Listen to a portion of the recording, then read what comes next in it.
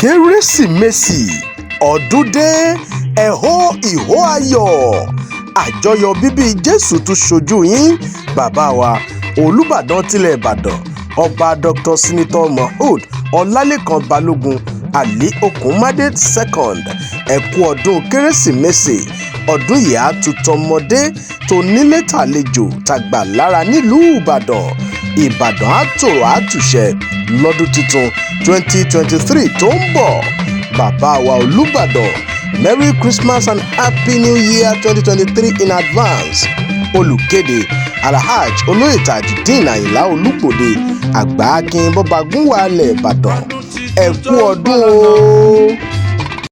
àwa dúpẹ́ lọ́wọ́ rẹ o ọba yárábì tó ṣọwọ́dọ̀ ọdún èyí lè dùn níyàn jẹ́ àṣẹ mi sí ọ̀bí ọlọ́run.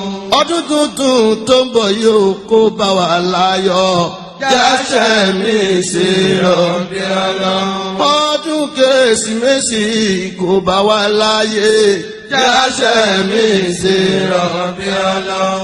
ọdún Happy New Year yìí kó bá wa láyọ̀ jẹ́ àṣẹ mi sí ọ̀bí ọlọ́run.